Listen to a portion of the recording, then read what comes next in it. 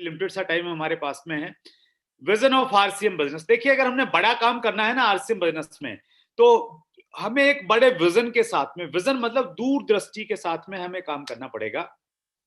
आज आपका लेवल क्या है, आज आपका बिजनेस कितना है, आपको कितने रुपए का चेक आया, वो इंपॉर्टेंट नहीं है। इंपॉर्टेंट ये है 10 साल बाद, 20 साल बाद आप आरसीएम बिजनेस अगर करते रहे तो कहां पे जा सकते हैं। उस विजन के साथ में आप काम करेंगे तो फिर, अभी सफाकत हुसैन जी डायमंड की पिन की बातचीत कर रहे थे, जो ये मेरे पास में है, तो ये डायमंड की पिन आपको आ सकती है, लेकिन वो तभी आएगी जब आपके पास में विजन होगा, 10 साल और 20 साल का विजन होगा। तो मैं थोड़ी सी सहायता करना चाहता हूं इस बारे में आपकी, ताकि आपका थोड़ा सा विजन क्लियर हो और बड़ा और दूर तक का आप देख सकें। आरसीएम का विजन जानने से पहले हमें vision of direct selling in India हमें जानना चाहिए। हिंदुस्तान में डायरेक्ट सेलिंग का भविष्य क्या है? अगर डायरेक्ट सेलिंग का भविष्य अच्छा है तो स्वाभाविक रूप से आरसीएम बिजनेस का भी भविष्य बहुत अच्छा हो जाएगा। तो थोड़ा सा इस बारे में बातचीत करते हैं। Vision of direct selling in India में 3 मेन वर्ड्स हैं, विजन, डायरेक्ट सेलिंग और इंडिया। तो तीनों की थोड़ी थोड़ी हम लोग डेफिनेशन देखते हैं, थोड़े थोड़े जानते हैं तीनों के बारे में, और कुछ चीजें मैं छोड़ता चला जाऊंगा आपके बीच में। Direct selling, the business of 21st century. Direct selling जो है ये 21वीं सदी का बहुत बड़ा व्यवसाय होने वाला है। ये कहा है रॉबर्ट टी कियोसाकी ने अपनी किताब the business of the 21st century में। उन्होंने सिद्ध किया है कि 21वीं सदी के जो सबसे बड़े बदलाव होंगे ना, उसमें एक बदलाव ये होगा कि डायरेक्ट सेलिंग बिजनेस बहुत तेजी के साथ में काम करेंगे। और आज हम लोग विजन ऑफ डायरेक्ट सेलिंग के बारे में बातचीत कर रहे हैं, तो सबसे पहले हम विजन के बारे में समझते हैं। विजन क्या होता है? विजन का अगर हम लोग इंग्लिश मीनिंग देखते हैं तो विजन होता है the ability to think about और plan the future with imagination और विजडम।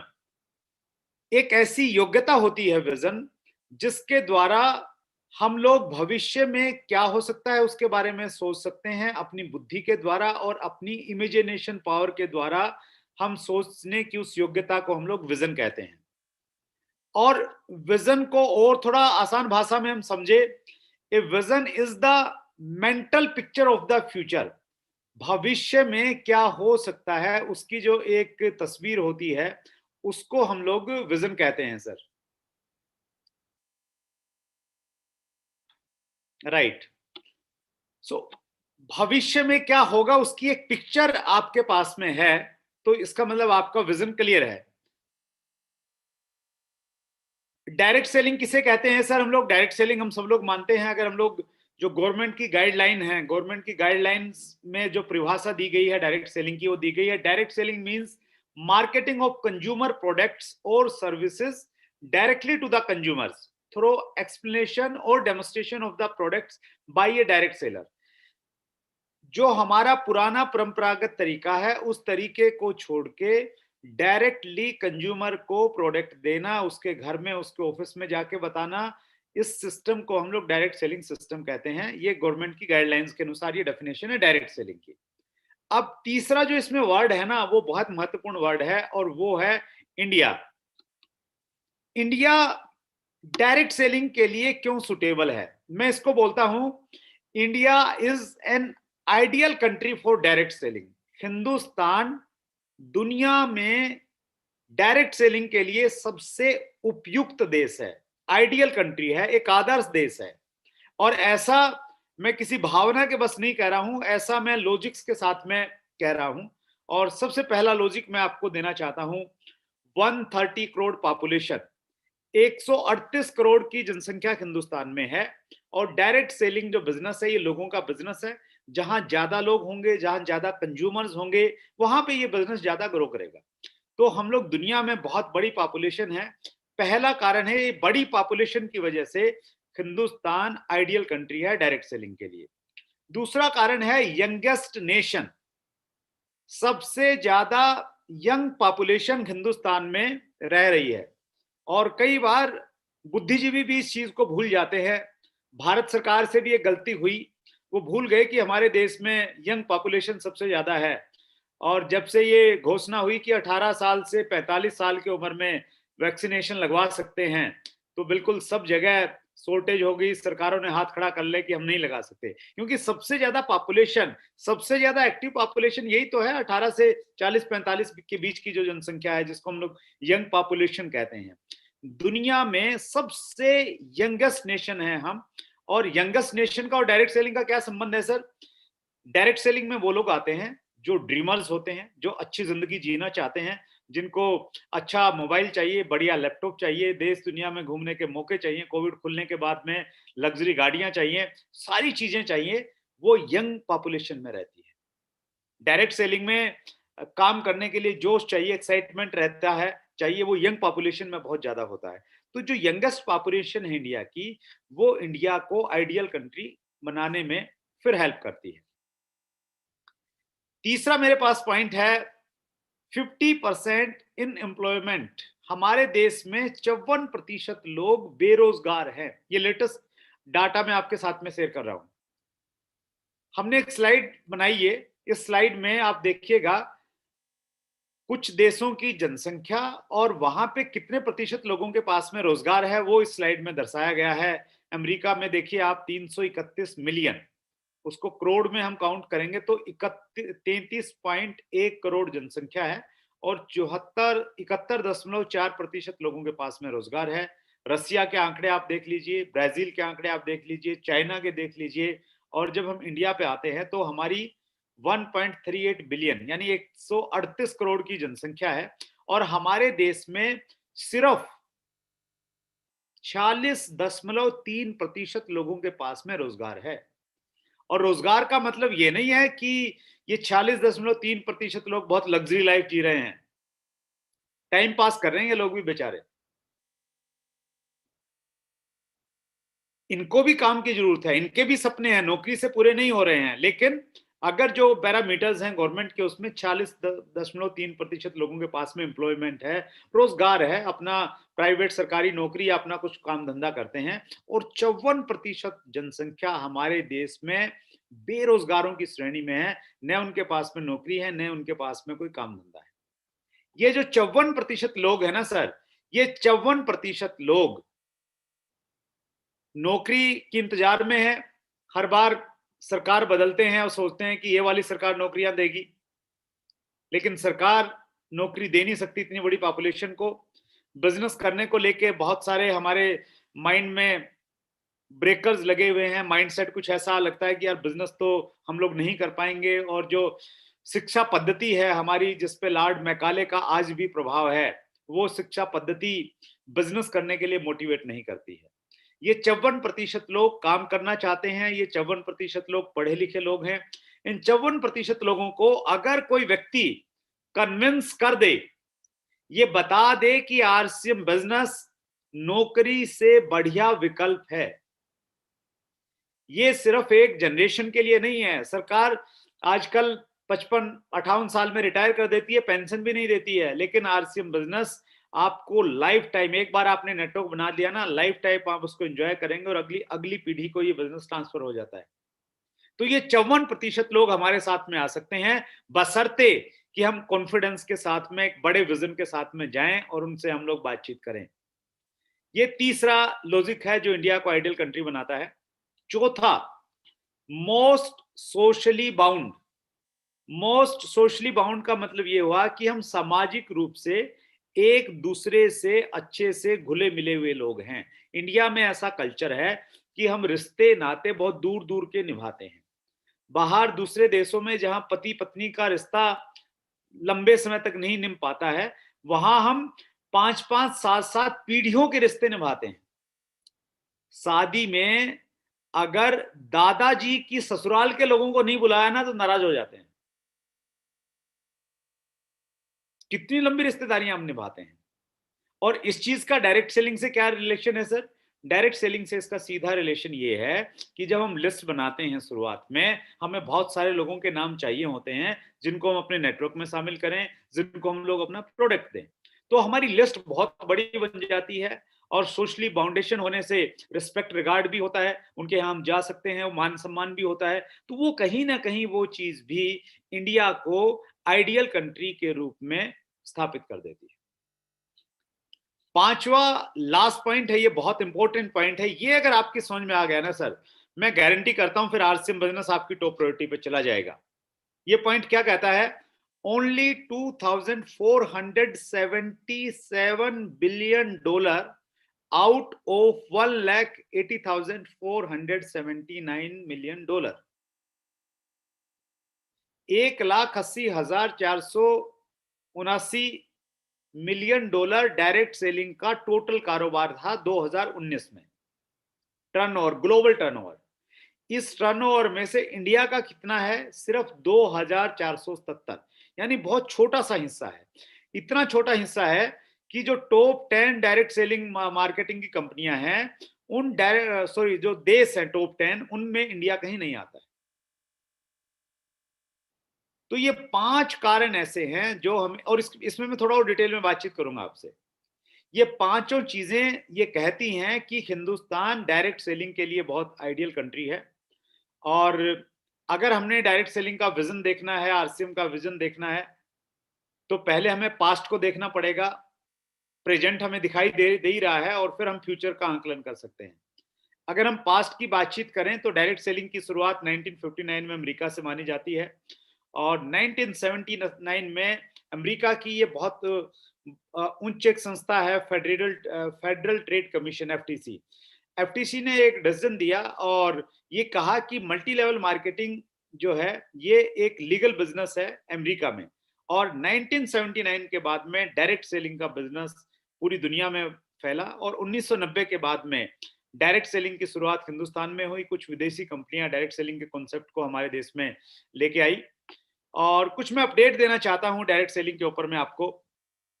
हमारे देश में डायरेक्ट सेलिंग को लेके कोई नियम कानून नहीं थे, कोई, ये एक संगठित ऑर्गेनाइजेशन नहीं थी। तो उसको लेके देखिए, किसी भी इंडस्ट्री को आगे बढ़ाने के लिए एसोसिएशंस का बहुत इंपॉर्टेंट रोल होता है। तो एसोसिएशंस बनी 2012 में, direct selling distributor welfare association, DSDWA, इसका गठन हुआ, और मुझे सौभाग्य मिला DSDWA का फाउंडर प्रेसिडेंट बनने का। और उस समय हम लोगों ने बहुत सारी सेवाएं की, सेवाएं दी एक्चुअली इंडस्ट्री को। और हमारा एकमात्र मकसद था उस समय, इकलौता मकसद था कि डायरेक्ट सेलिंग के लिए हमने गाइडलाइन रिलीज करवानी है। और हमने बड़े बड़े कार्यक्रम किए, पूरे देश में अवेयरनेस पैदा की। हम लोग ऑफिसर से मिले, हम लोग मिनिस्टर से मिले, और ये 24 अगस्त 2016 को हम लोग मिले। उस समय जो कंज्यूमर अफेयर मिनिस्टर थे रामविलास पासवान साहब। तो उस मीटिंग का ये फोटोग्राफ है। इस मीटिंग में चंद लोग थे, और इस मीटिंग में टीसी छावड़ा जी थे एज ए कंपनी ओनर, और as a association DSDWA president मैं भी इस मीटिंग में उपस्थित था। सामने वाली रो में, शायद इस फोटो में आपको दिखाई नहीं देगा।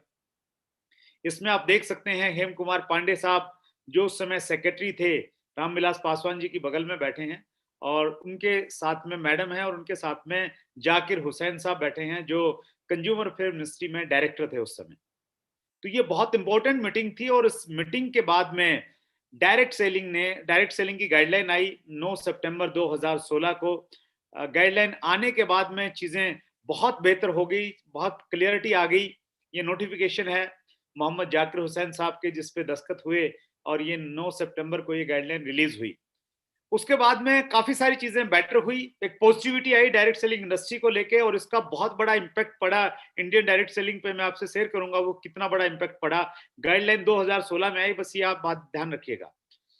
जाकिर हुसैन जी जो डायरेक्टर थे उस समय, गाइडलाइन कैसे आई, क्यों आई, उसके लिए हमने चैट विद सुरेंद्र वत्स के 25वें एपिसोड में मोहम्मद जाकिर हुसैन साहब को बुलाया था। बहुत शानदार एपिसोड है, अगर आपने नहीं देखा है तो जरूर देखिएगा। MLM गाइडलाइन क्या है, ये एक बहुत अच्छा टॉपिक है, और आपको गाइडलाइन की जानकारी एक्चुअली होनी चाहिए अगर आप सीरियसली आरसीएम बिजनेस को कर रहे हैं तो बहुत शानदार एपिसोड है, वो देखिए। और जो 50वां हमारा एपिसोड था गोल्डन जुबली, वो बहुत एक ऐतिहासिक हमारा एपिसोड था, लैंडमार्क एपिसोड था। तो उसमें हमने एक बहुत बड़े ऑफिसर, कंज्यूमर अफेयर मिनिस्ट्री का सेक्रेटरी, बहुत बड़ा ऑफिसर होता है, तो हेम कुमार पांडे साहब को हमने आमंत्रित किया 50वें एपिसोड में, और उनसे प्रश्न किया मैंने। उसका उत्तर आपको मिलेगा कि डायरेक्ट सेलिंग पर कानून कब बनेगा। गाइडलाइन तो आ गई, कानून कब बनेगा, और उन्होंने बहुत अच्छा उसका रिप्लाई भी दिया है। तो वो 50वां एपिसोड है, वो भी अगर आपने नहीं देखा तो मुझे लग रहा है जरूर देखना चाहिए। डायरेक्ट सेलिंग को लेकर आपका विजन और ज्यादा बढ़ने वाला है, क्योंकि हम तो डायरेक्ट सेलिंग को अच्छा मानेंगे ही, क्योंकि हम तो इसमें इन्वॉल्व हैं। लेकिन एक ऑफिसर जो कंज्यूमर फिल्म मिनिस्ट्री में सेक्रेटरी थे, भी रिटायर हो गए हैं, उनका विजन क्या है डायरेक्ट सेलिंग को लेके, वो जब अपनी भाषा में बताएंगे तो उसकी एक वैल्यू अलग बन जाती है सर।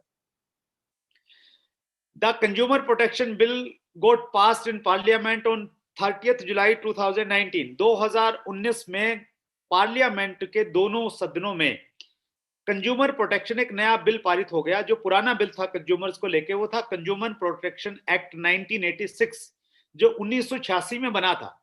तो 1986 से लेके अब तक बहुत सारे बदलाव आ गए हैं, तो उस वजह से नया बिल आ रहा था। और हम लोगों को जब मालूम चला तो हमने डायरेक्ट सेलिंग भी उसमें शामिल किया जाए, उसकी एक गोहर लगाई गवर्नमेंट से, और बहुत बार बातचीत हुई। और लकीली लकीली हम नहीं कहेंगे, हमारा राइट था, और हमने इस नए कानून में डायरेक्ट सेलिंग को शामिल करवाया है। और बहुत जल्दी ये आने वाला है, अभी रिलीज होने की इसकी संभावना बहुत जल्दी आ जाएगा। जैसे ही कंज्यूमर प्रोटेक्शन एक्ट में डायरेक्ट सेलिंग आएगा, डेफिनेशन आएगा, हम लोग थोड़ा और स्ट्रॉन्ग हो जाएंगे लीगली। केपीएमजी और फिक्की की अगर आप रिपोर्ट देखते हैं तो वो रिपोर्ट ये कह रही है कि डायरेक्ट सेलिंग इंडस्ट्री हिंदुस्तान में बहुत तेजी के साथ में ग्रो करेगा। केपीएमजी फिक्की की रिपोर्ट कह रही, दोनों बहुत बड़ी ऑर्गेनाइजेशंस हैं, और ये सारी चीजें कह रही हैं, उसके बावजूद भी कुछ लोगों को पता नहीं क्यों क्या लगता है, वो फिर भी आरसीएम बिजनेस में नहीं आते हैं। केपीएमजी कह रहा है, फिक्की कह रहा है, रिपोर्ट्स आ रही हैं, गाइडलाइंस आ गई हैं, सब कुछ चल रहा है, लेकिन उसके बावजूद भी कुछ लोग शायद इसलिए नहीं कर रहे हैं, उनको ये लगता है किसी दिन प्रधानमंत्री नरेंद्र मोदी उनको फोन करेंगे, उनके पर्सनल नंबर पे फोन करेंगे और उनको बोलेंगे कि भैया अच्छे दिन का जो हमने वायदा किया था ना, अच्छे दिन अगर चाहते हो तो आरसीएम ज्वाइन कर लो। या वो ये सोचते हैं कि किसी दिन भगवान सपने में आएंगे और आके उनको पकड़ के खिलाएंगे जबरदस्त तरीके से, और कहेंगे कि भैया जाग उठ जा, आरसीएम बिजनेस आ गई, लोग कहां से कहां पहुंच गए, तू सोता रहेगा क्या, जल्दी ज्वाइन कर ले। लेकिन अफसोस इस बात का है, दोनों में से कुछ नहीं होने वाला। मोदी जी कोविड को कंट्रोल करने की मुहिम में लगे हुए हैं, और जो हैं भगवान अल्लाह वाहेगुरु जो भी हम नाम दें तो उनके पास में तो बहुत सारे काम है सर। वो इंडिविजुअली किस किस को पहचानेंगे, वो तो ऐसे ही किसी को भेज देते हैं, जैसे आज किसी को भेज दिया, आपको इस जूम मीटिंग में बुला लिया कि भैया आ जाओ, देख लो अपॉर्चुनिटी आपके पास में, तो वो ऐसे ही आते हैं, वो किसी के रूप में आते हैं, सीधे तो आते नहीं है, दर्शन देते नहीं है। तो मैं ये कहना चाहता हूं सभी साथियों से कि बहुत बड़ी अपॉर्चुनिटी आपके पास में है। अगर आप आरसीएम में जुड़े हुए नहीं हैं तो जुड़िए, और जुड़ गए हैं तो इसको प्रायोरिटी के साथ में आप कीजिए सर। और थोड़ा इस विषय की गहराई में मैं आपको लेके जाना चाहता हूं, और कुछ आंकड़े मैं आपको बताना चाहता हूं, क्योंकि आंकड़े सच बोलते हैं। आंकड़े हैं ये authentic, world federation direct selling association WFDS से, वर्ल्ड की, दुनिया की डायरेक्ट सेलिंग की सबसे विश्वसनीय ऑर्गेनाइजेशन है। और इसके 2019 के दो तीन मोटे मोटे आंकड़े मैं आपको बताना चाहता हूं। इसमें ये आंकड़े बहुत बड़े हैं, उन आंकड़ों में से कुछ चीजें मैंने निकाली हैं। इस स्लाइड में आप देखेंगे तो इसमें सबसे ऊपर लिखा है global industry 1,80,479 USD millions. Global turnover था डायरेक्ट सेलिंग का $1,80,479 का 2019 में। अब ये 180 में किस देश का कितना कितना था, वो पूरा का पूरा डिटेल में यहां पे दिया गया है। हम दो को हाईलाइट करते हैं। सबसे पहले हम सबसे ज्यादा को हाईलाइट करते हैं। सबसे ज्यादा टर्नओवर कितना था, किसका था? यूनाइटेड स्टेट्स का, अमेरिका का। कितना था? 180 में से $35,210 मिलियन। लगभग 18% के आसपास अकेले अमेरिका का कारोबार था टोटल टर्नओवर में से। उसके बाद हम हिंदुस्तान का देखते हैं। इसी स्लाइड में है ये, इसको मैंने हाईलाइट कर दिया है। इंडिया ऊपर से चौथे वाली लाइन पे है, और इसको मैं हाईलाइट करता हूं। तो इंडिया का टर्नओवर आ रहा है, अगर हम डॉलर में देखेंगे तो $2,477 मिलियन। अब इसमें एक बहुत टेक्निकल चीज लिखी हुई है। वो टेक्निकल चीज है 3 ईयर CAGR, CAGR को बोलते हैं कंपाउंड एनुअल ग्रोथ रेट, यानी 3 साल के बिजनेस को टोटल करके उसका एक एवरेज निकाला जाए तो वो कितना आ रहा है। तो अमेरिका का अगर हम देखते हैं तो अमेरिका का वो किन्हीं कारणों की वजह से माइनस में रहा, 3 साल का CAGR -0.3%। इंडिया का 16.3% प्लस में रहा, और ये दुनिया में ऑलमोस्ट हाईएस्ट है, ऑलमोस्ट हाईएस्ट है दुनिया में। 16.3% से ग्रो किया हमने 3 साल में। और उसकी जो मेन वजह रही वो रही डायरेक्ट सेलिंग की गाइडलाइन जो 2016 में आ गई थी। उसके बाद में इंडस्ट्री में एक पॉजिटिविटी बनी, जो डायरेक्ट सेलिंग की कंपनियां थी उन्होंने खुल के काम करना शुरू किया, डायरेक्ट सेलिंग के लीडर्स ने खुल के काम करना स्टार्ट किया। अब मैं इससे थोड़ा सा और आगे गया क्योंकि हमने बात करनी है विजन की। ये तो करंट पोजीशन है, 2019 की है, लेकिन आगे क्या होगा, भविष्य में क्या होगा। उसके बाद जब हम लोग गहराई में गए और गहराई में जाके बहुत सारी चीजें जब हमने देखी, और देखने के बाद में एक चीज हमने ये पाई कि हम ये मानते हैं कि जो ग्रोथ रेट जो CAGR 3 साल का रहा, उसी CAGR से सारे देश ग्रो करेंगे। इंडिया भी उसी CAGR से करेगा, अमेरिका भी उसी CAGR से करेगा। और हमने दो देशों की तुलना की, अमेरिका की और इंडिया की। तो अमेरिका अगर इसी CAGR से काम करता है तो 2020 में अमेरिका अगर काम करता है तो अमेरिका का टर्नओवर हो जाएगा 35,104 मिलियन डॉलर, ऊपर की तरफ आपको दिखाई देगा। और इंडिया का टर्नओवर बढ़ के हो जाएगा 2,880 मिलियन डॉलर 2020 में। तो 2021 में भी वही होगा। अमेरिका का टर्नओवर माइनस हमने लगाया 0.3%, वो रह जाएगा घट के 34,999 मिलियन डॉलर। और इंडिया का बढ़ के हो जाएगा 3,350 मिलियन डॉलर। और ये ऐसे बढ़ रहा है, बढ़ते बढ़ते जो मैजिकल ईयर आएगा ना, वो मैजिकल ईयर आएगा 2037 में। 2037 आते आते इंडिया का टर्नओवर 37,528 मिलियन डॉलर हो जाएगा। और उस समय हम लोग पूरी दुनिया में सबसे ज्यादा कारोबार करने वाला देश बन जाएंगे। जी हां, इन 2037 India will number 1 country in direct selling business. सब पीछे छूट जाएंगे। इसलिए मैं बता रहा था कि India is an ideal country for direct selling. Chat with Surendra Vats में पिछले इसके मतलब क्या है 37,528 मिलियन डॉलर का, इसकी मीनिंग बताता हूं सर आपको मैं। और आपकी ये बात अगर आपके भेजे में घुस गई ना तो शायद आज आप रात को नींद नहीं कर पाएंगे अच्छे से। चैट विद सुरेंद्र वत्स में हमने एक एपिसोड में रीमा वृद्धि जी को बुलाया, और रीमा वृद्धि जी का जो एपिसोड है उसका नाम है लंदन से डायरेक्ट सेलिंग का सफर। रीमा वृद्धि जी लंदन में बैंकर थी, बैंक में जॉब करती थी। तो वहां उनको डायरेक्ट सेलिंग का विजन मिला, और वहां उन्होंने बैंक की नौकरी को छोड़ के वो इंडिया आई और इंडिया में डायरेक्ट सेलिंग करना स्टार्ट किया। बहुत बड़ा नाम है रीमा वृद्धि का। तो रीमा वृद्धि से मैंने प्रश्न पूछा कि हमें सुना है अमेरिका में और यूरोप में डायरेक्ट सेलिंग में लोग बहुत पैसा बनाते हैं, तो क्या सही में बनाते हैं क्या? तो रीमा वृद्धि जी ने कहा कि वहां इतना पैसा बनाते हैं डायरेक्ट सेलिंग में काम करने वाले लोग कि एक बड़े लीडर को जब अपनी टीम की मीटिंग करनी होती है तो वो उनको 5 स्टार होटल में नहीं बुलाता, वो अपने पर्सनल जेट विमान में बैठाता है और 35,000 की हाइट पे जाके डिस्कस करते हैं कि हमें अगले महीने कैसे बिजनेस करते हैं। जो हमारे गाड़ियों के सपने हैं ना सर कि एक अल्टो लेनी है आरसीएम बिजनेस से, एक होंडा सिटी लेनी है, ज्यादा से ज्यादा अल्टो मर्सिडीज लेनी है, वहां पे लोग अपने पर्सनल एरोप्लेन रखते हैं, जेट रखते हैं अपने। तो 37,528 का मतलब यह है कि 2037 तक अगर आप आरसीएम बिजनेस में लटके रहे ना, जैसे ट्रेन में हम जाते हैं ना, कई बार सीट नहीं मिलती, लटक जाते हैं, खड़े खड़े चले जाते हैं, तो भी मंजिल पे पहुंच जाते हैं। अगर आप लटके रहे ना तो भी 2037 में और कहीं नहीं जाओगे तो स्टार रूबी तो पहुंच ही जाओगे। इस विजन के साथ में आपको काम करना पड़ेगा। आज 2021 में 3 मई 2021 को आपको 2037 दिखना चाहिए। 16 साल के बाद क्या होगा वो दिखना चाहिए आपको, तब आप आरसीएम बिजनेस में आगे बढ़ पाएंगे और दुनिया की कोई ताकत आपको रोक नहीं पाएगी। मजाल है किसी की जो आपको कहे कि भैया ये फालतू है, नहीं चलेगा। तो उस विजन के साथ में आपको काम करना पड़ेगा सर, इसलिए ये प्रेजेंटेशन मैं आपके साथ में शेयर कर रहा हूं। और आरसीएम इस प्रकार से बनाया गया है, ये सबके लिए, हर व्यक्ति इसमें आ सकता है। सो मैं बहुत सारी चीजों को मैं स्किप करके जा रहा हूं। मैं सिर्फ ये बताना चाह रहा हूं आपको, आरसीएम ग्रैब द अपॉर्चुनिटी एक बहुत बड़ा अवसर है आरसीएम बिजनेस।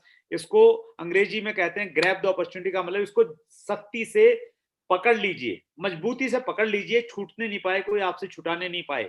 और आरसीएम बिजनेस की जो स्ट्रेंथ है, आरसीएम बिजनेस ही हमें क्यों करना चाहिए, सबसे पहली हमारी स्ट्रेंथ है हमारे प्रोडक्ट रीजनेबल है और क्वालिटी प्रोडक्ट्स हैं। दो चीजों का कॉम्बिनेशन आपको दूसरी किसी जगह देखने को नहीं मिलेगा, ये हमारी स्ट्रेंथ है। दूसरी हमारी स्ट्रेंथ है हमारा जो इंफ्रास्ट्रक्चर है, हमारे पास अपने खुद के मैन्युफैक्चरिंग प्लांट हैं। पूरे देश में जितना बड़ा डिस्ट्रीब्यूशन नेटवर्क, डिपो और पिकअप सेंटर आरसीएम के हैं, कहीं नहीं है, ये हमारी स्ट्रेंथ है। तीसरी हमारी स्ट्रेंथ है हमारे विजनरी डायरेक्टर रिस्पेक्टेड टीसी छावड़ा जी, एक अलग विजन, एक अलग सोच के साथ में आरसीएम बिजनेस करते हैं, वो हमारी स्ट्रेंथ है। हमारी चौथी स्ट्रेंथ है हमारा एक्सपीरियंस, 43 साल का डायरेक्ट सेलिंग का, सॉरी 20 साल का डायरेक्ट सेलिंग का और 43 साल का ट्रेडिशनल मार्केटिंग का जो रिच एक्सपीरियंस है, वो हमें महान कंपनी बना देता है। हमारी चौथी ताकत है हमारा मार्केटिंग प्लान। हमारा marketing plan, unique marketing plan इसलिए मैं कह रहा हूं क्योंकि ये गाइडलाइंस को 100% पालन करने वाला प्लान है। समझने में आसान है तो इसलिए समझाने में आसान है। एक नए व्यक्ति को मौका देता है कि वो सबको बाईपास करके सबसे आगे निकल सकता है अगर वो कमिटमेंट के साथ में और पैशन के साथ में काम करेगा। और छठी हमारी ताकत है a dedicated education system, UES, unique education system हमारे पास में है। और आपकी ग्रेट अप्लायंस में से आनंदो मिश्रा जी और एनएच खान साहब उस कोर टीम का हिस्सा हैं, जो कोर टीम बैठ के बड़े बड़े डिसीजन लेती है।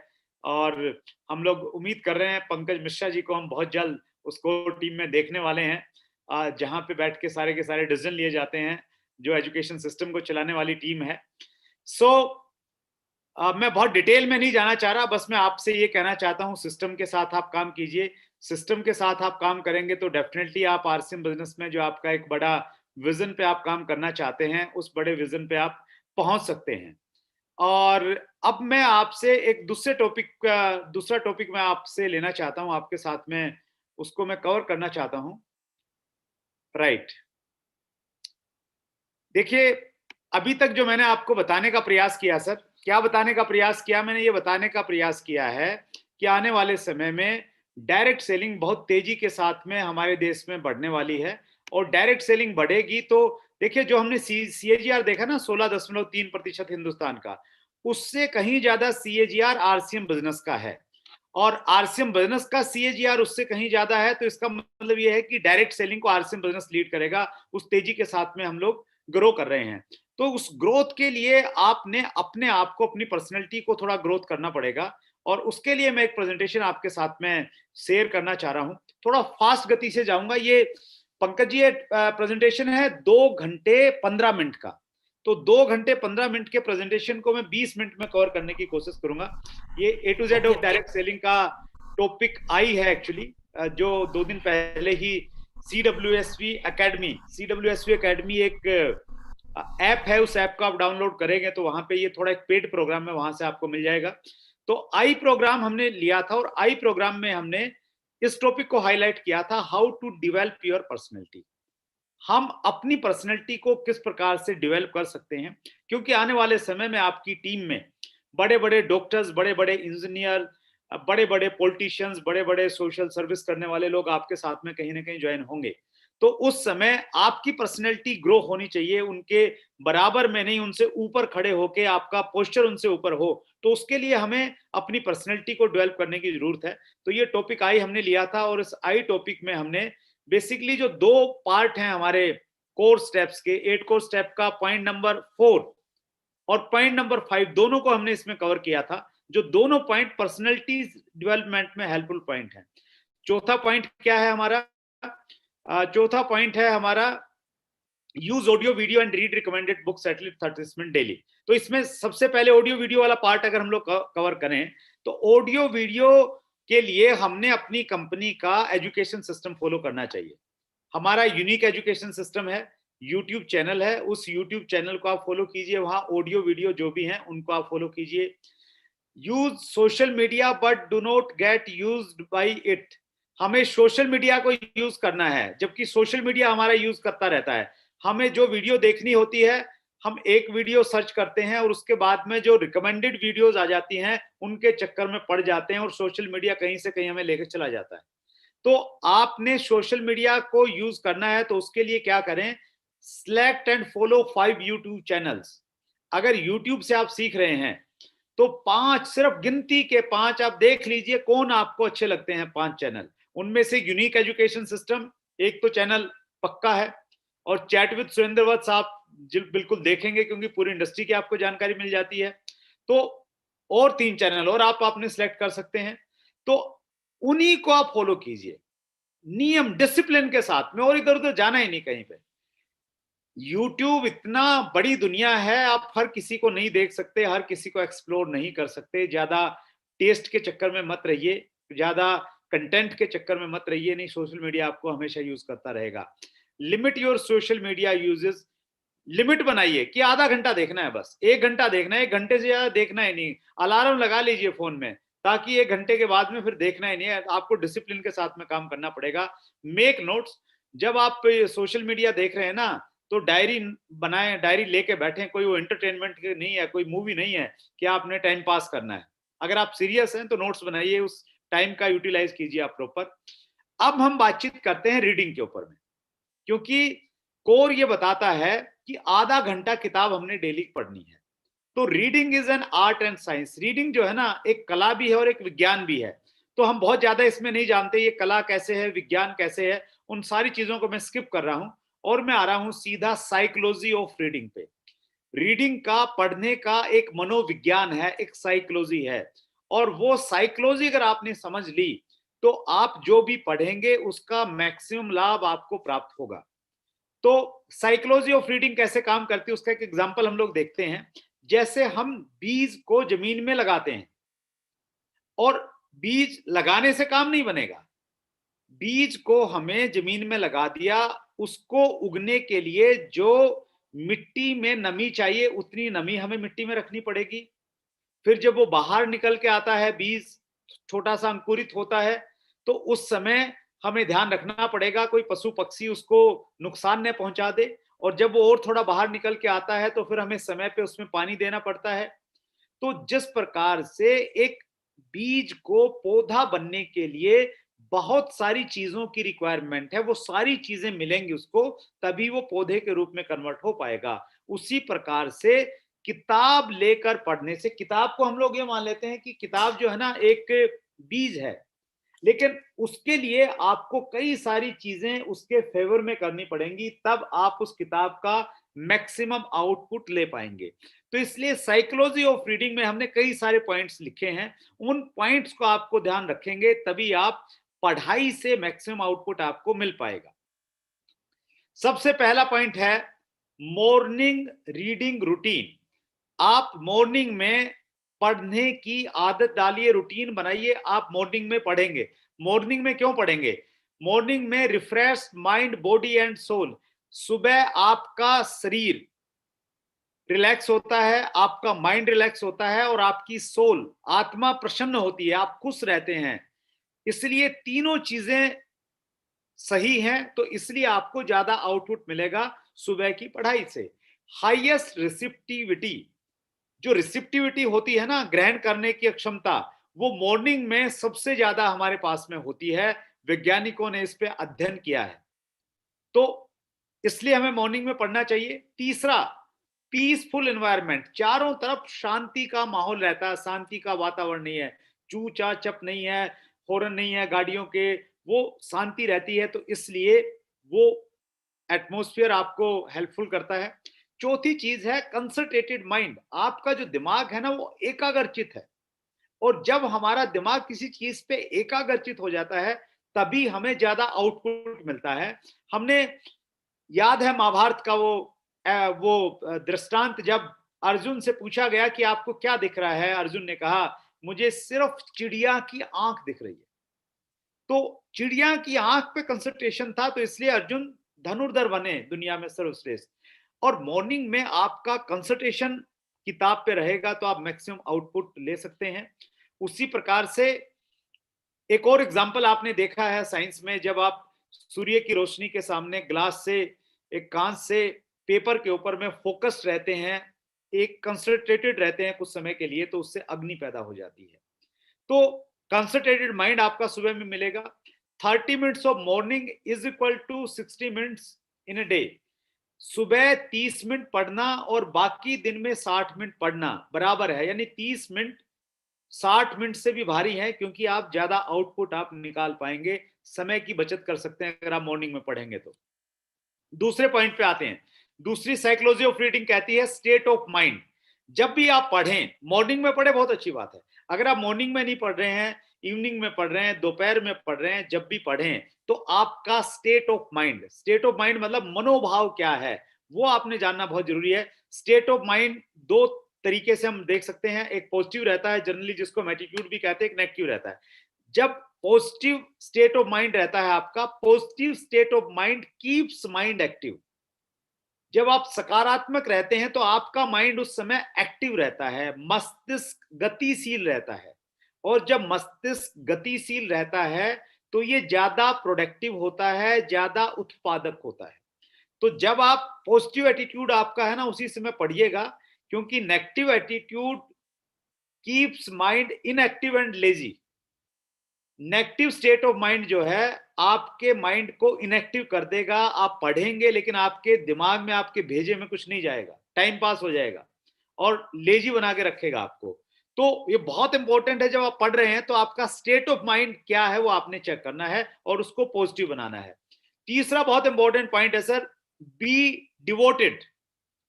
बी डिवोटेड का मतलब है कि जिस भी व्यक्ति को आप पढ़ रहे हैं, जो लेखक है, उसको आप श्रद्धा के साथ में पढ़िए, श्रद्धा के साथ में पढ़िए। किसी को आप सुन रहे हैं तो आप उसको श्रद्धा के साथ में सुनिए। गीता में चौथे अध्याय का एक श्लोक है, जो श्लोक कहता है श्रद्धावान लभते ज्ञानम तत्पर संयत इंद्रिय ज्ञान, देखता हूं मैं, संयत इंद्रिय ज्ञानम लब्ध्वा प्राम शांतिम अचिरेण अधिगच्छति। अर्जुन कह रहे हैं कृष्ण को कि कृष्ण अगर ज्ञान की प्राप्ति करनी है ना, डिवोटेड हो जाओ, श्रद्धा रखो, श्रद्धा रखोगे तो ही ज्ञान मिलेगा। अहंकार नहीं रहना चाहिए जब हम किसी को भी पढ़ रहे हैं। तो इसलिए जब भी आप किताब पढ़ें ना, सबसे पहले राइटर के बारे में पढ़ें, लेखक के बारे में पढ़ें, उसने कितनी डिग्रियां लिखी हैं, कितना सफल मैन है, ताकि आपका डिवोशन उसके प्रति हो जाए। और प्रकृति भी हमें यह संदेश देती है कि आप अगर श्रद्धावान होंगे, आप झुकेंगे तो ही आपको कुछ प्राप्ति होगी। झरने का आप पानी पीना चाहते हैं ना, तो झरने के नीचे आना पड़ेगा, झरने के ऊपर खड़े होकर आप पानी नहीं पी सकते। तो उसी प्रकार से जिस प्रकार पानी पीने के लिए नीचे आना पड़ेगा, तो उसी प्रकार का भाव आपको पढ़ते समय लेखक के प्रति आपका होना चाहिए। रामायण का एक बहुत अच्छा दृष्टांत है, जब रावण मृत्युशैया पे थे, उस समय भगवान राम ने लक्ष्मण को कहा कि लक्ष्मण, रावण जो है ना विद्वान पुरुष है, इस समय पृथ्वी पे उन जैसा कोई विद्वान और ज्ञानी आदमी नहीं है, तुम जाओ और रावण से कुछ सीख के आओ, नीति संदेश लो। तो लक्ष्मण का जिस प्रकार का एटीट्यूड था, तो लक्ष्मण ने कहा कि भ्राताश्री, क्या हम उनके दुश्मन हैं, तो वो दुश्मन को कैसे ज्ञान देंगे। तो उन्होंने कहा कि नहीं, वो ज्ञानी आदमी है, विद्वान आदमी है, तुम जाओ। तो जब लक्ष्मण जाते हैं और जाके रावण के सिर के पास में खड़े हो जाते हैं, और जब वहां पे खड़े होते हैं, रावण से कुछ पूछते हैं, रावण कोई जवाब नहीं देता है, फिर वो वापस भगवान राम के पास में जाते हैं और कहते हैं कि मैंने बोला था कि वो कुछ बताने वाले नहीं है, तो उन्होंने कुछ नहीं बोला। तो भगवान राम ने बोला कि तुम कहां पे खड़े हुए थे, तो उन्होंने बोला मैं उनके सिर के समीप जाके खड़ा हुआ था। उन्होंने बोला तुम गलत जगह जाके खड़े हुए हो, श्रद्धावान लभते ज्ञानम, तुम उनके पैरों में जाके खड़े हो और एक शिष्य के रूप में उनसे कुछ पूछिए। और फिर लक्ष्मण जाते हैं और फिर एक बहुत अच्छा उपदेश मृत्यु सैया पे पड़ा हुआ रावण लक्ष्मण को देता है। तो ये इंसिडेंट भी ये बताता है कि आपको सीखने वाले के प्रति श्रद्धा होनी चाहिए, डिवोशन होना चाहिए, वो फीलिंग होनी चाहिए, तभी आप ज्यादा सीख पाएंगे। अवेयरनेस के साथ में सीखिए। चौथा पॉइंट ये कह रहा है अवेयर। आप जब पढ़ रहे हैं ना, तो आपको मालूम होना चाहिए कि वे आप टाइम पास नहीं कर रहे हैं, पढ़ रहे हैं, अवेयर हैं, लाइन पढ़ी है, क्या है उसका मीनिंग, क्या है उसका, अगर कोई वर्ड ऐसा आ रहा है तो वो मालूम नहीं है तो डिक्शनरी में देखिए, पूछिए, अवेयरनेस के साथ में पढ़ेंगे तो ही आपको आउटपुट मिलने वाला है। पांचवा पॉइंट बहुत इंपॉर्टेंट है, और स्पेशली ये जो रॉयल्टी टेक्निकल चीवर्स के लिए है, read like a reader, note a leader. जब भी आप किताब को पढ़े ना, पिन विन को साइड में रख के पढ़ें कि मैं पर्ल हूं, स्टार पर्ल हूं, आप अज्ञानी हैं, मैं अज्ञानी हूं, मुझे कुछ नहीं आता इसलिए मैं पढ़ रहा हूं, इस भाव के साथ में पढ़ें। सुकरात एक बहुत बड़े दार्शनिक हुए हैं यूनान के। तो सुकरात ने, अंग्रेजी में उनकी एक कोटेशन है, the only true wisdom is knowing, the only true wisdom is knowing you know nothing. इसको हिंदी में हम करेंगे तो बहुत शानदार इसका एक मीनिंग निकल के आता है। हिंदी में इसको हम लोग यो कहेंगे, सुकरात ने यूनान को ये कहा, यूनान वालों को ये कहा कि सारा, पंकज जी ध्यान से सुनिएगा, यूनान वालों को ये कहा कि सारा यूनान मूर्ख है, नहीं सॉरी, पूरे यूनान में मेरे सिवा सब लोग मूर्ख हैं, क्योंकि मैं ये जानता हूं कि मैं कुछ नहीं जानता। पूरे यूनान में मेरे सिवा सभी मूर्ख हैं, क्योंकि केवल मैं ये जानता हूं कि मैं कुछ नहीं जानता। बाकी लोग भ्रम में हैं कि वो जानते हैं, बहुत कुछ जानते हैं। तो जब आपके अंदर ये भाव होगा ना कि आपको कुछ नहीं मालूम, इस भावना के साथ जब आप किसी को सुनेंगे और किसी को पढ़ेंगे, तभी आपको कुछ ज्ञान की प्राप्ति होगी, तभी आप कुछ सीख पाएंगे। तो चौथा, पांचवा पॉइंट यही कह रहा है, read like a leader not a leader. उसका और एग्जांपल देखते हैं हम लोग। ये तो एक लंबी स्टोरी है, ये चल मैं शेयर नहीं करता। एक और मैं साइंटिफिक एग्जांपल देता हूं आपको, व्यवहारिक एग्जांपल देता हूं। आप घर में हैं, दरवाजा बंद है, खिड़कियां बंद है, बाहर बहुत तेज हवा चल रही है, बाहर बहुत तेज है, कमरे में हवा नहीं है। जैसे ही आप खिड़की खोलेंगे तो तुरंत हवा कमरे के अंदर में प्रवेश करेगी। क्यों? क्योंकि कमरा खाली था, रिक्त स्थान था। जहां रिक्त स्थान होता है, जहां वैक्यूम होता है, वहां पे हवा आती है। और विज्ञान भी ये कहता है कि जो हवा के भारी दबाव वाले क्षेत्र हैं, उन क्षेत्रों से कम दबाव वाले क्षेत्रों में हवा प्रवाहित होती है। शायद ये आपने पढ़ा भी होगा। तो अगर आप खाली हैं, सीखने के लिए तैयार हैं, तो ही आप सीख पाएंगे। अदरवाइज कितनी भी किताबें पढ़ें, उससे आपको कुछ ज्यादा असर लाभ होने वाला नहीं है। छठा पॉइंट कह रहा है बहुत important, have a relaxed mind. आप जब भी पढ़ रहे हैं, मॉर्निंग बहुत अच्छी बात है, आप दोपहर में पढ़ रहे हैं, शाम में पढ़ रहे हैं, जब भी पढ़ रहे हैं, have a relaxed mind. Have a relaxed mind का मतलब ये है कि आपका जो दिमाग है ना, वो रिलैक्स्ड होना चाहिए। और रिलैक्स्ड नहीं है, रिलैक्स्ड कैसे करेंगे आप? Minimise your thoughts. हमारे दिमाग में एक दिन में लगभग 60,000 विचार आते हैं। लगभग 60,000 विचार हमारे दिमाग में आते हैं। आप सोच लीजिए 1 मिनट में कितने आते होंगे। तो उन विचारों को जब हम मिनिमाइज करते हैं तो हम रिलैक्स्ड हो जाते हैं। आपने देखा होगा जब आप खेलते हैं, फॉर एग्जांपल आप बैडमिंटन खेलें, क्रिकेट खेलें, तो क्रिकेट खेलने के बाद में आपका माइंड बहुत रिलैक्स होता है। हालांकि बॉडी थक जाती है, लेकिन माइंड बहुत रिलैक्स है। तो माइंड रिलैक्स इसलिए है क्योंकि खेलते समय आपके दिमाग में दूसरे विचार नहीं आ रहे थे। आप बैडमिंटन खेल रहे थे तो आपका ध्यान चिड़िया के ऊपर था, बस स्टल के ऊपर ध्यान था, और कुछ आपके दिमाग में था ही नहीं, कहां गिरेगी, मैच पे फोकस थे। तो इसलिए आप मेंटली बहुत रिलैक्स्ड होते हैं। तो मिनिमाइज कीजिए। मिनिमाइज करने के लिए क्या कर सकते हैं आप? फोकस कीजिए अपनी ब्रीथ के ऊपर में, अपनी श्वास के ऊपर में फोकस कीजिए कि आपने श्वास लिया है, आपकी बॉडी में क्या क्या रिएक्शन हुए हैं, उन पे उनको करेंगे तो मिनिमाइज करेंगे तो आपका माइंड रिलैक्स हो जाएगा। और क्या कर सकते हैं? Relax your muscles. अंगड़ाई लीजिए थोड़ी, आपको थोड़ा सा अगर हो गया बोरिंग लग रहा है तो थोड़ा सा उठिए, लंबा समय हो गया है, 10 मिनट हो गए हैं, उठिए, अंगड़ाई वंगड़ाई लीजिए थोड़ा सा, वो आपके माइंड को रिलैक्स करने वाली चीज रहती है। ड्रिंक वाटर विद अवेयरनेस, ये बहुत लॉजिकल पॉइंट है। आपके पास में अगर एक पानी का गिलास है तो वो ऐसे गटगट मत पी जाइए, उसको अवेयरनेस के साथ में, जागरूकता के साथ में पीजिए।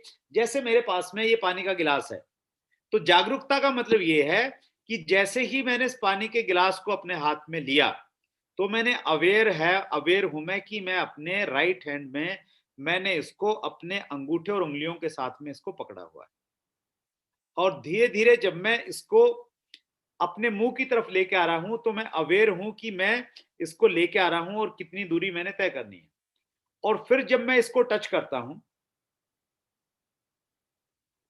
और जब मैं सिप लेता हूं, तो मैं महसूस कर रहा हूं कि इसका टेम्परेचर क्या कितना है, ये कितना ठंडा है या नॉर्मल टेम्परेचर में है, इसका टेस्ट कैसा है। ये सारी चीजों को अवेयरनेस के साथ में, जागरूकता के साथ में अगर आप पिएंगे। आज हमारे साथ में सबसे बड़ी प्रॉब्लम क्या है ना, कि हम लोग मल्टीटास्किंग बन गए हैं, एक टाइम पे चार चार चीजें करते रहते हैं, फोन भी कर रहे हैं, खाना भी खा रहे हैं, बात भी कर रहे हैं, और पता नहीं क्या क्या करते रहते हैं। तो मल्टी टास्किंग जो है ना, माइंड को पजल कर बना के रखती है। तो हम रिलैक्स्ड माइंड किसी भी चीज पे फोकस करेंगे तो हम इस प्रकार से रिलैक्स रह सकते हैं।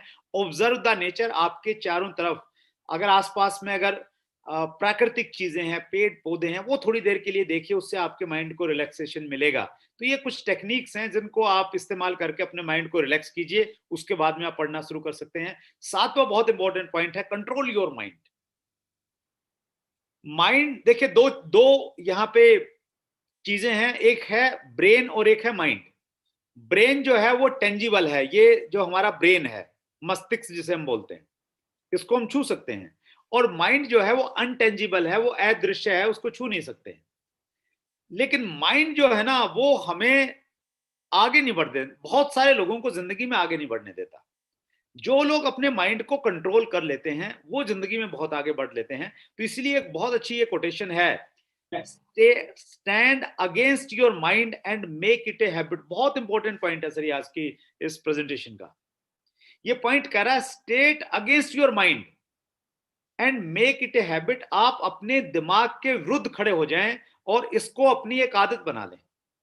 हमारा माइंड क्या करता है, आज आप प्रेजेंटेशन सुन के बहुत एक्साइटेड हो गए कि भाई आपने किताब पढ़नी है, और बड़ी गलती हो रही थी, आप किताब नहीं पढ़ रहे थे।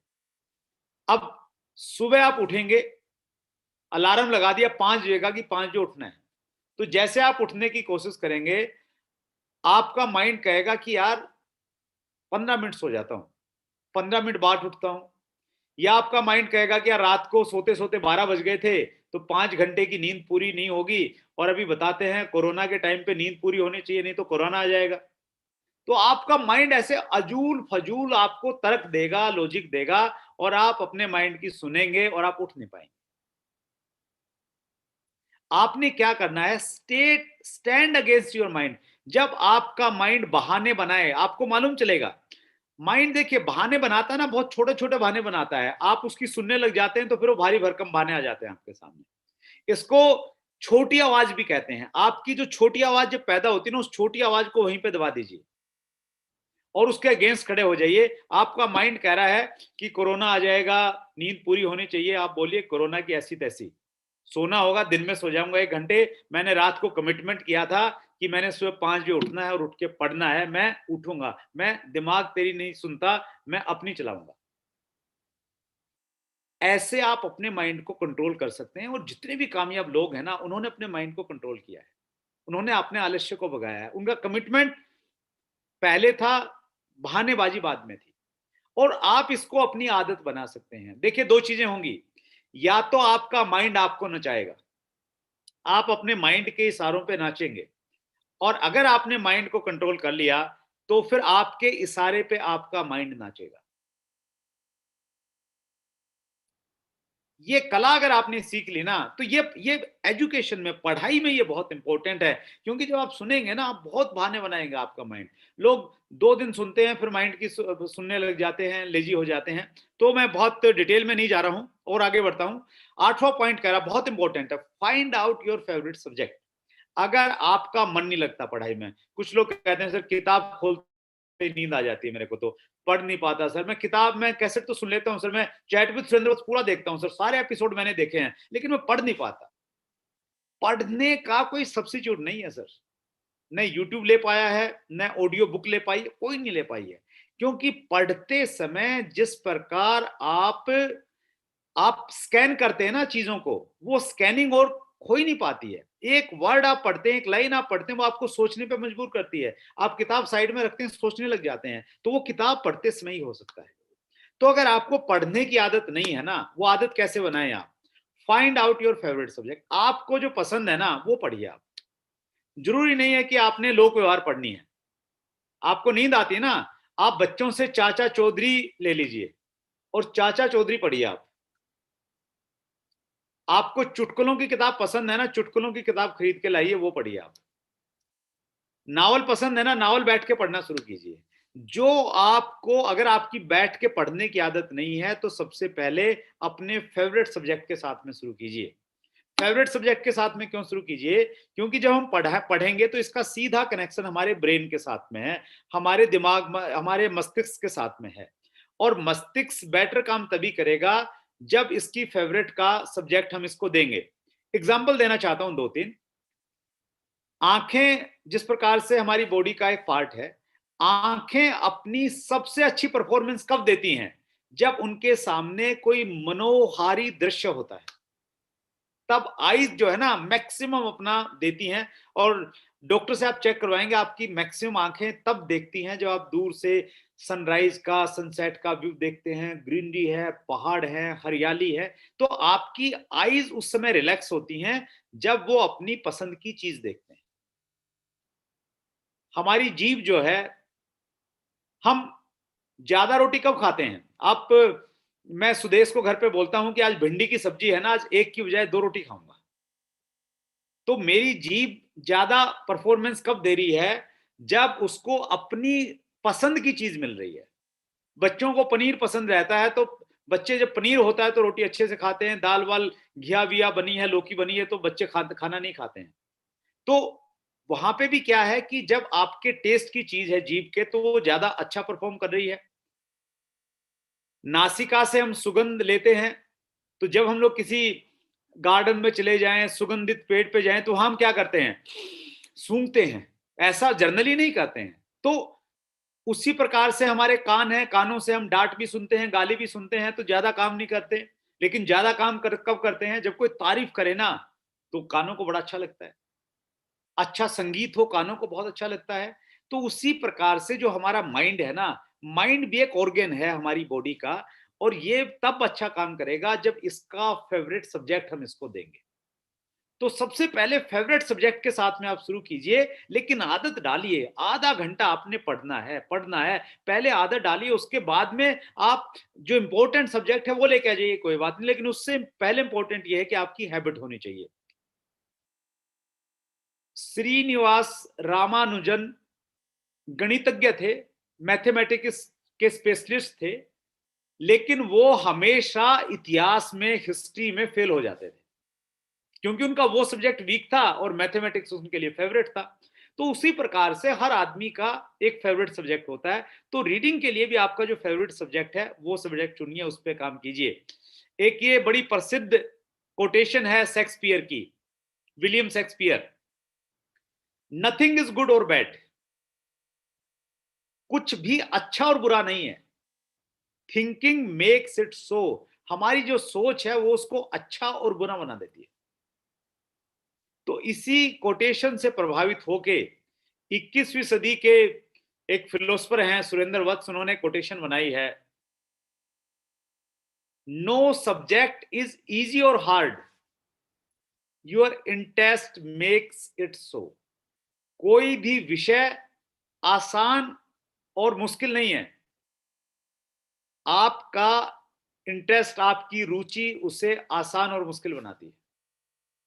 तो पहले अपने फेवरेट सब्जेक्ट के साथ में शुरू कीजिए।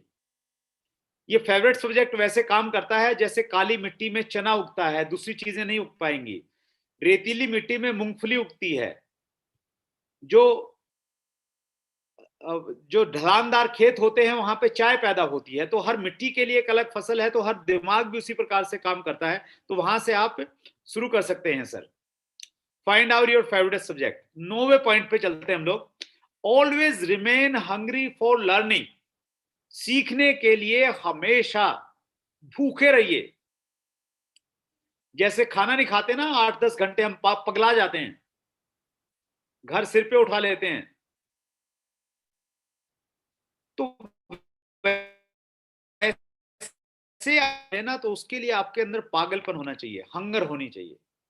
और उसके लिए आर किपलिंग का एक बड़ा अच्छा कोट है, वो कहते हैं, I keep 6 honest serving man, they taught me all I knew. वो कहते हैं 6 मेरे ऐसे आज्ञाकारी नौकर हैं जिन्होंने मुझे बहुत कुछ सिखाया है। और वो क्या है?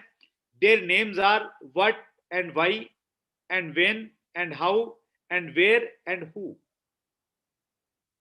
वो कहते हैं कि बस मैं ये करता हूं, कोई भी चीज को लेके मेरे अंदर क्यूरियोसिटी रहती है। व्हाट, ये क्या है? व्हाई, क्यों है? व्हेन, ये कब हुआ? हाउ, ये कैसे हुआ? वेयर, कैसे? हु, कौन? तो ये जो 6 सर्वेंट हैं, इनको हम लोग अपना दोस्त बना सकते हैं। और क्यूरियोसिटी हम लोग रखेंगे, जिज्ञासा रखेंगे, हंगरनेस रखेंगे, तो हम भी सीख सकते हैं। और इन्हीं जिज्ञासाओं की वजह से न्यूटन ने गुरुत्वाकर्षण का सिद्धांत हमें दिया। न्यूटन पेड़ के नीचे बैठे हुए थे, सेब के पेड़ के नीचे, और सेब गिरा अचानक से। उनकी क्यूरियोसिटी जागी कि ये सेब जो है नीचे क्यों आया, ये ऊपर क्यों नहीं गया। और उसी क्यूरियोसिटी और उसी हंगर की वजह से उन्होंने दुनिया को एक नया सिद्धांत दिया, और आगे चल के उस पर बहुत सारे आविष्कार हुए। एपीजे कलाम साहब कन्याकुमारी में जब उनका जन्म हुआ, छोटे बच्चे थे, वो पक्षियों को देखते थे समुद्र किनारे। उनको देख देख के उनके अंदर क्यूरियोसिटी पैदा हुई कि ये पक्षी कैसे उड़ते हैं, इतनी हाइट पे क्या जाते हैं। और वो क्यूरियोसिटी उनको एक बहुत अच्छा वैज्ञानिक बना दिया, उस क्यूरियोसिटी ने, बचपन की उस क्यूरियोसिटी ने। तो हमारे अंदर भी वैसी कुछ हंगर होनी चाहिए। 10वां पॉइंट बहुत इंपॉर्टेंट है। Open book with self confidence. जब भी आप किताब पढ़े ना, सोल सेल्फ कॉन्फिडेंस के साथ में पढ़ें। सेल्फ कॉन्फिडेंस का मतलब क्या हुआ? सेल्फ कॉन्फिडेंस का मतलब ये है, ये सोच के पढ़ें कि मैंने जो है ना, आज इस किताब में से अच्छा सीखना है। बहुत सारे लोग ये सोचते हैं कि सर पढ़ता तो हूँ, कुछ समझ में नहीं आता है, दिमाग में नहीं घुसता है, क्या करूं? चलो मैं यूट्यूब देख लेता हूं, मैं कुछ कैसेट सुन लेता हूं। किताब वाला काम दूसरी कोई चीज नहीं कर सकती। तो ये एक बड़ा अच्छा छोटा सा एक नावल है, the old man and the sea. तो इसमें एक मछुआरे की कहानी है, जो मछुआरा अपनी नाव लेके समुद्र में गया, और 84 दिन तक वो समुद्र में रहा। 84 दिन बाद वो बगैर किसी अचीवमेंट के वापस लौटता है। तो उसकी कहानी है इस नावल में कि हर रोज वो प्रयास करता था, और जब उसको कोई मछली नहीं पकड़ में आती थी, तो शाम को वो थोड़ा नाराज होता था, निराश होता था। लेकिन जब वो सुबह उठता था, सूर्य की पहली किरण के साथ में उसके अंदर आशा की एक नई किरण पैदा होती थी कि आज मैं खाली हाथ नहीं लौटूंगा, आज मैं फिर से प्रयास करता हूं। और वो फिर से प्रयास करता था। 84 डेज वो इसी कॉन्फिडेंस के साथ में अपना काम करता रहा। तो आप ये बहाना नहीं बना सकते कि मेरे को घुसता नहीं है दिमाग में, कुछ याद नहीं होता है। आप सेल्फ कॉन्फिडेंस के साथ में किताब पढ़िए। आप डाइवर्सिटी योर रीडिंग। देखिए ये बहुत लंबा टॉपिक हो जाएगा पंकज जी, मैं इसमें इतना जल्दी जाना नहीं चाहता, और ये बहुत लंबा टॉपिक है। ये एक्चुअली इतना लंबा है, मैं नहीं नहीं नहीं, इसको मैं स्टॉप करता हूँ। समय मुझे इजाजत नहीं दे रहा, क्योंकि 1 घंटे से ज्यादा हो गया है। एक दो चीजें मैं कहना चाहता हूं आपको इस टॉपिक के बारे में, रीडिंग के बारे में। देखिए इस दुनिया में जितने भी कामयाब लोग हुए हैं ना, उनकी जिंदगी में किताबों का बहुत बड़ा योगदान रहा है। एक दो एग्जांपल देता हूं मैं। JW मैरिट होटल आपने सुना होगा, दुनिया में 5 स्टार होटल्स की चेन है। उसके जो ओनर हैं JW मैरिट, वो कहते हैं कि मैंने किताब पढ़ी, the greatest salesman of the world, दुनिया का महान सेल्समैन, और उस किताब ने मेरी जिंदगी को बदल दिया। जितने भी लोग हैं ना, आप किसी को उठा के देख लीजिए, कोई ना कोई बुक उनकी जिंदगी का टर्निंग पॉइंट रही। अब्राहम लिंकन की जब हम बातचीत करते हैं ना, अब्राहम लिंकन किताबों से बने, और मतलब उनके ऊपर में रिसर्च हुई, बहुत सारे उनके ऊपर में वैज्ञानिकों ने सोचा कि भाई अब्राहम लिंकन जो थे, एक अश्वेत व्यक्ति थे और अमेरिका के राष्ट्रपति बन गए और इतने सफल राष्ट्रपति रहे, आज भी लोग उनको कोट करते हैं। तो उन्होंने पाया कि अब्राहम लिंकन एक ऑर्डिनरी आदमी था, एक साधारण व्यक्ति था, कुछ भी जीनियस वाला कुछ भी नहीं था अब्राहम लिंकन में, लेकिन अब्राहम लिंकन ने किताबें पढ़ पढ़ के अपने आप को तैयार किया। और अब्राहम लिंकन ये कहते थे कि लोग उसका मजाक उड़ाते थे कि भाई तू इतना क्यों पढ़ता रहता, तो कहते थे कि मैं अपने आप को प्रिपेयर कर रहा हूं, मैं तैयार कर रहा हूं, और एक दिन मुझे मौका मिलेगा, मैं अमेरिका को लीड करूंगा। तो आज आपको भी लीड करना, आपने आपको अपने आप को प्रिपेयर करने की जरूरत है। 2037 में आने वाले समय में जब बड़े बड़े लोग आपके साथ में जुड़ेंगे ना, तो आप किताब पढ़ेंगे, हर सब्जेक्ट के ऊपर में किताब है, लोक व्यवहार पे किताब है, कम्युनिकेशन स्किल्स पे किताब है, पब्लिक स्पीकिंग पे किताब है, गोल सेटिंग के ऊपर में किताब है, हर सब्जेक्ट के ऊपर में बुक है। आप पढ़ने की आदत डालिए। और आप देखिए, मैं आज आपके सामने हूं, मैं बहुत ईमानदारी के साथ में आपसे बोल रहा हूं कि मैं जो कुछ भी हूं ना, मैं किताबों की वजह से। मैंने जीत आपकी शिव खेड़ा की पहली किताब पढ़ी और उस किताब ने मेरी जिंदगी को बदल दिया पूरी तरह से।